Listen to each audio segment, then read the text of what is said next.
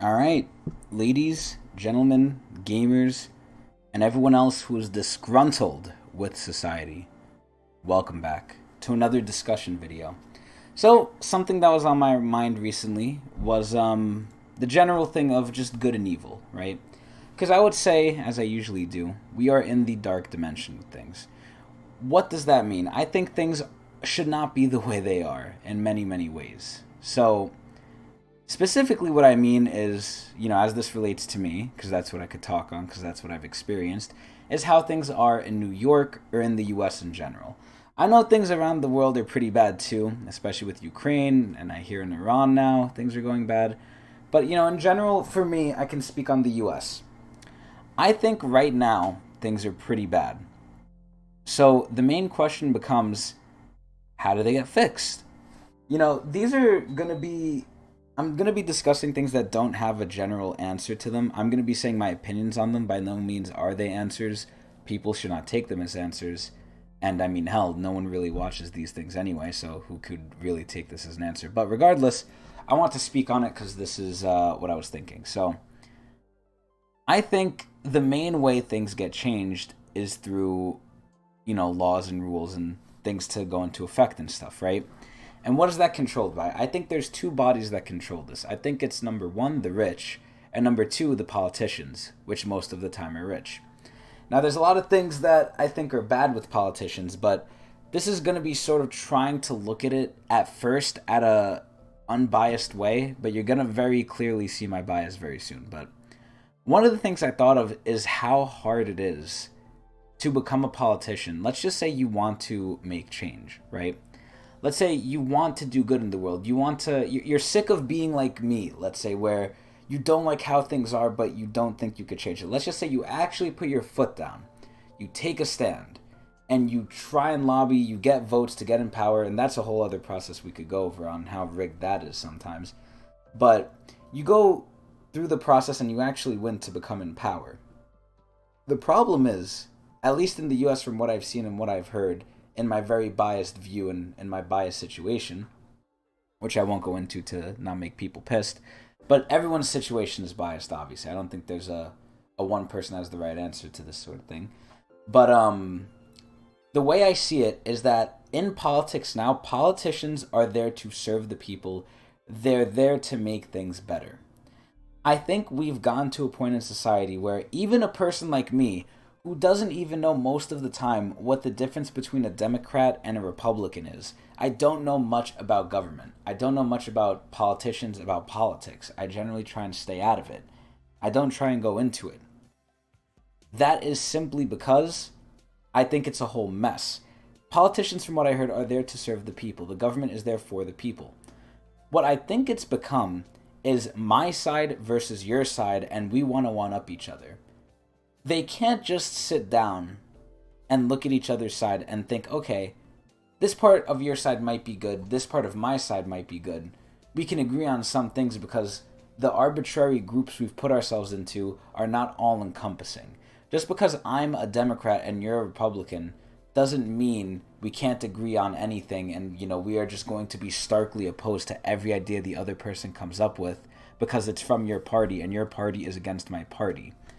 It's not like people from different parties can have, the same ideas or agree on things, but it certainly looks that way in our government now, which is why it's sort of become a pissing contest, at least in my eyes, of, oh, my idea is better, your idea is wrong, I don't like your idea, my idea should work, fuck you.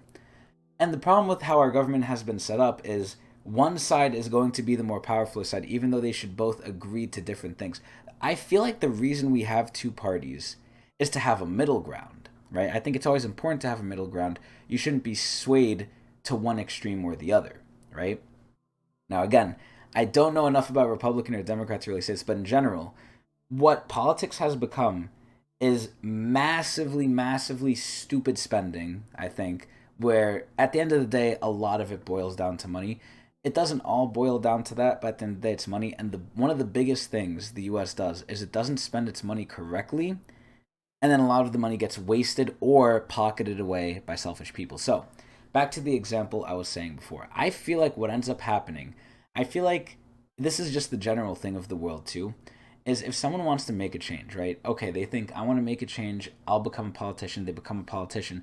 At this point, you want to do something to help the people, right? You're for the people, you're a man of the people. It doesn't matter what you want, it matters what the group wants. And then the majority or the whole of the group, I'm not going to say the whole, the good majority of your group just wants to one up the other group. So it doesn't become about helping the people, it's about beating the other side, which there's a difference, you know. People can argue, oh, by beating the other side, our idea is going to help the people. No. Because what if the other side has a similar idea to yours, but you're just disagreeing with it because it's from the other side? I feel like that's what often is happening. And I feel like there's just a lot of greed and corruption in there in general. So it kind of goes into the idea of the rat race. What does the rat race mean? I've mentioned this, I believe, a couple times before. The rat race is basically the whole politics of things. The whole way things are. It's ironic I said politics because we're talking about politics, but it has to go into the way things are where I don't think they need to be this way. It's getting sucked in and assimilated into a system that is not right, but it's there and it's stayed there because of the majority of it being there and no one being able to change it. I think it's very hard to change systems like the rat race. An example of the rat race is like corporate life, right? You go into corporate life and, you know, it's all about efficiency, making the company money, which then I would argue is fucked up because then they don't give it back to the worker, especially nowadays. But again, different conversation. So the rat race is basically something that is not good the way it is, but you kind of get sucked into it. And when you get sucked into it, you're kind of stuck in it. That's why it's called the rat race in my eyes, because it's like, imagine rats in a lab experiment running to get the cheese. You know, they're running through a maze or something to get the cheese. They're going through the race. Realistically, this is all arbitrary. It's all been set up for them. They don't need to do this, but they don't know any better, and they kind of just have to do it because that's how it's been set up, although it doesn't need to be this way. It is this way because other people decided it was, or the majority thinks it should be, and I think overall it's just bad. The rat race isn't one-to-one with the actual racing of rats in labs, but that's what I kind of related to. So, I think good people end up trying to become politicians to change the system. But because the system is so big and it can't be changed by one person, unless that one person is like Gold D. Roger and they're fucking, you know, massively, massively influential. They have the charisma and everything just lines up right, which I think hopefully can happen, but, you know, I'm not really counting my chickens before they hatch. I don't think it's going to happen, if at all, if anytime soon. What ends up happening is anyone who becomes good gets trapped into the rat race of politics of it just becomes a pissing contest, and then no one gets helped, and things just get worse until I think eventually we're going to have a revolution. So this goes into, you know, how do things get better? At this point, I think it's just a ticking time bomb. Sometimes things can't get better until things get worse. I think that's the way we're heading in this country, at least in New York, if not the larger part of the country. Every day, I don't know if, again, I always question reality on what I see and if this is real, right? Because obviously what you see on social media is sometimes extreme versions of things. It's sometimes the outspoken minority, or it sometimes plays into your biases with the algorithm and what it thinks you want, or what sells, which is not always what's the reality of things. You know, news sells and news is bad. Why is news bad? Because what's bad sells. You know, people like bad news more than they like good news, although you need to sprinkle the good news in. But I think overall, the way things are, they need to get worse before they get better. And it's sad. It's sad the way things are, but I don't know.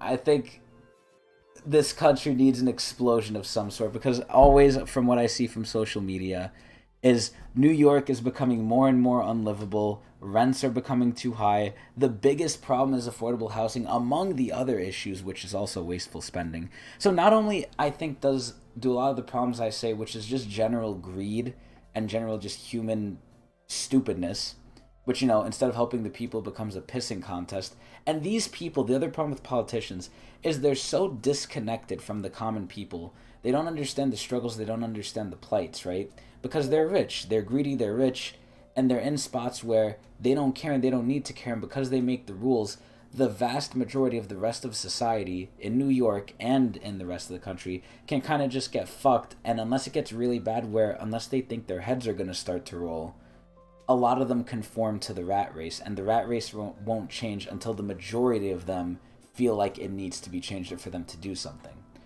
But when you make the rules and you're in power and you're pocketing all the money, well, not all the money, but obviously there's corruption in politics or with politicians. I mean, they literally have insider knowledge from the stock market, which they've been doing. I used to think when I was younger, all these different things with like, all these theories of, yeah, politicians are doing this, politicians are doing that.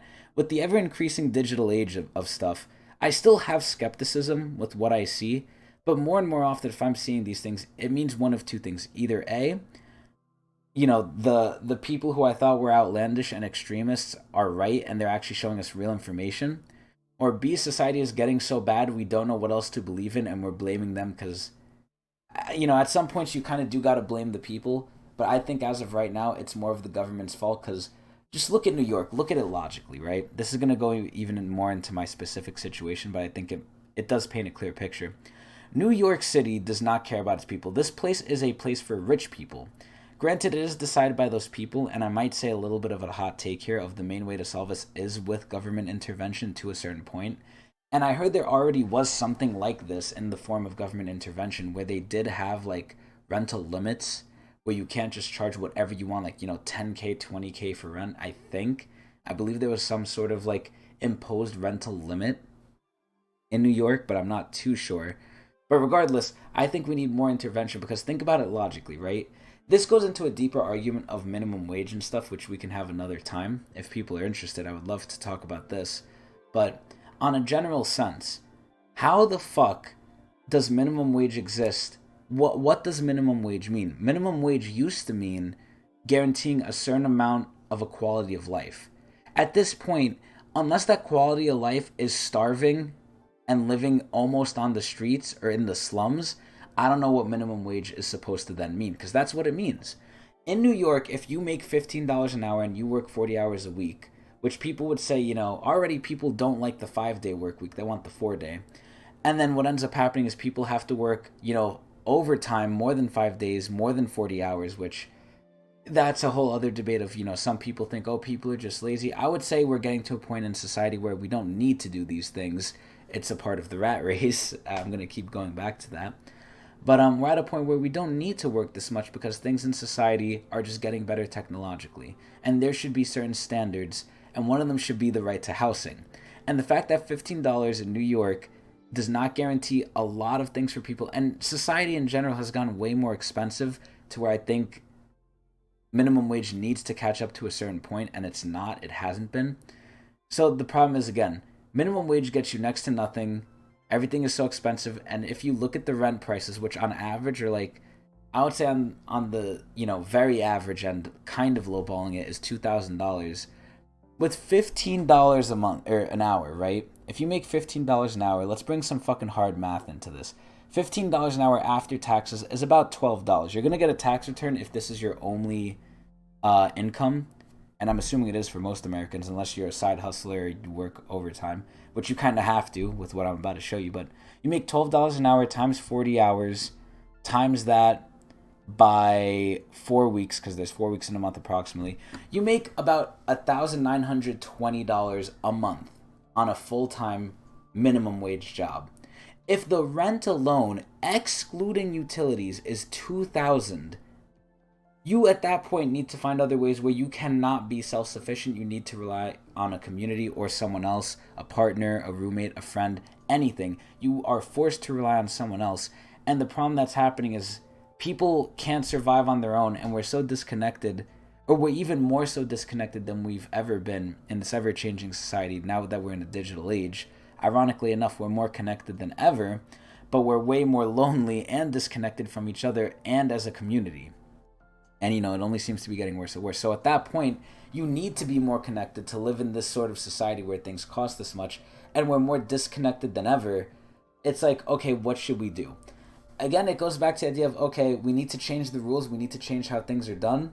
I'm a man of the people. I think I obviously know what should be done. Things should just be lower. I need to get into government and change it. You get into government, you get trapped in the rat race.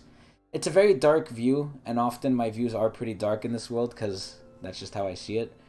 But, hopefully there's hope. I don't know. My whole idea is just to be like the turtle and try and outlast it till either it changes, it explodes and something changes, or someone actually comes along charismatic enough to overthrow everything and change the rat race. But that was just the ideas I had. I feel like good people get corrupted once they go higher up into the systems that are already bad. I feel like just it generally corrupts good people. It's like the common saying of the past in the Greek world. The best thing you could wish for in the old school Greek world where Zeus and stuff were hanging out was not to be rich, not to be poor, but to live as good a life as possible, a nice, quiet life where you're not noticed. If you're rich, you probably would be noticed by the gods. If you're poor, you're suffering. The best thing you could do is to not be noticed and be left alone. Because if you're not, there's just so much other bullshit that happens. But anyway, I hope you guys enjoyed. This was just, again, a random thought I had. If you ever want me to talk about anything or think critically about something in these videos, please tell me. I'm also going to be trying something new, and that is putting gameplay. I've already started to do it a little bit. I'm probably going to do it for this one. Hopefully, if my future self doesn't get lazy and actually puts it in. But tell me if you guys enjoyed the gameplay on screen, if you like having animated backgrounds instead of just pictures. And yeah, I stream every day at Twitch TV/Tecnics channel. Come over there and hang out. You could talk to me or watch me play games and be sad. But yeah, that's my opinions. Hope you enjoyed.